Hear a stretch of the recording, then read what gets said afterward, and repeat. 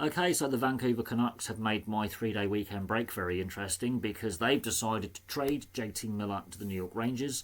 They've also decided to do some trading with the Pittsburgh Penguins. A lot of players have changed hands in both trades, but they've got JT Miller's contract off the books entirely. This is what's very, very important and very, very interesting. The interview that Bill Rutherford gave to the Global Mail on Wednesday basically summed up and I think undermined Rick Tocchet and Alvin. It forced the Canucks' hand. They had to do something. Does this mean, though, that Elias Pettersson is staying or going? Quinn Hughes staying or going? We shall wait and see. From what is reports coming out of Vancouver and on fan forums is they're not done with trades and waiver wires. There's going to be more player movement in the next couple of days. This could hint at either Quinn Hughes or Elias Pettersson being traded out of the organisation and Alvin and Rutherford basically admitting they need to rebuild now. But what has happened is they've allowed a bad situation between two players to escalate within that locker room, which has destabilised the team, which has led to performances not being great and a lot of other players being impacted by a feud between JT Miller and Elias Pettersson, which has then split the dressing room. And there could be other players within the dressing room that don't like each other in that locker room, for example. And there's other players that have fallen out with each other. But there'll be players who are friends of Pettersson, JT Miller, etc., who are going to take a side. It's clearly impacted the team chemistry, but at the same time, I think the Rutherford interview undermines Alvin as GM and undermines Rick Tocchet as head coach, but undermines the rest of that roster because he's airing all the dirty laundry in public, and he was also hinting that there were other players that don't get on and that the team chemistry is broken and the team is feuding with itself. And then he mentions Quinn Hughes not willing to stay during a rebuild. I can see Quinn Hughes leaving the team before the trade deadline or in the off-season. When you're hinting at key players being unsettled and not getting on with each other, that means the team chemistry is gone.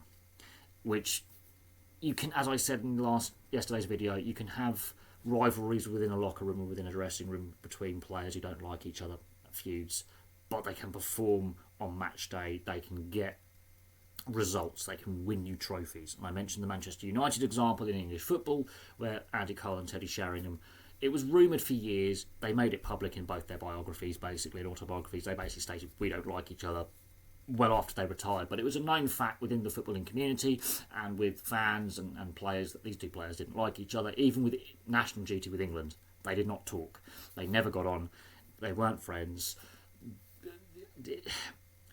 but it didn't impact their professionalism at training and on the field. But they didn't socialise away from training, they didn't socialise away from match day or outside at all. They didn't talk to each other. What has happened here is clearly, for whatever reason, Pettersson, JT Miller haven't got on.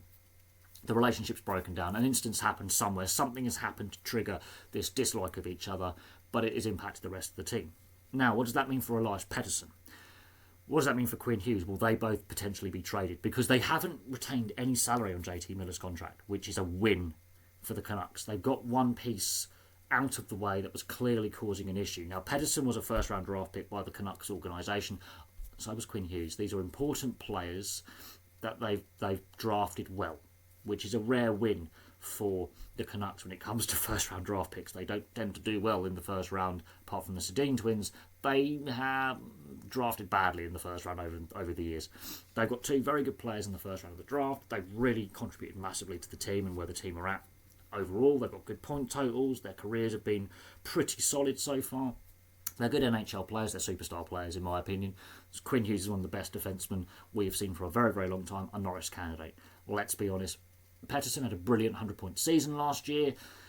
Clearly, whatever's happened off the ice has clearly impacted his play on the ice this season with the JT Miller fallout. But JT Miller is an implant into that organisation, so they've decided that the easiest solution is to take the outsider out and take him and trade him. But does that mean Pettersson and Quinn Hughes, does that solve the problem? Does that reunite the locker room? We shall see. but there's been hints that Quinn Hughes might leave, Pettersson may be traded, and we can definitely see there's going to be more activity in the trade market and on the waiver wire with the Canucks trying to fix the dressing room chemistry. So we shall see what happens, but JT Miller's traded. Will Elias Pettersson go as well? Will Quinn Hughes go as well? We shall see what happens over the next couple of days. So we'll keep an eye on it today and tomorrow, and we'll see what Monday's trade news looks like before we end up at the trade deadline in a few days' time, and we'll see how active the Canucks are in the trade, in trading, and on the waiver wire. But I think there's more player movement to come from the Canucks organisation within the next 2 to 3 days. Keep your eyes peeled. But for me, for now, thank you very much for watching. And what do you make of the JT Miller trade? And does this solve the Canucks locker room issues? And does this fix the team chemistry, or has it completely broken the team chemistry? And does this require like a complete clear out of the dressing room and a complete rebuild?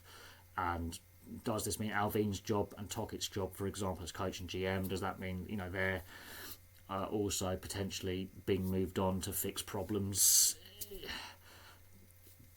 It's a watch and wait and see with the Canucks. But for me, for now, thank you very much for watching. I'll have some more content for you guys and girls very, very soon.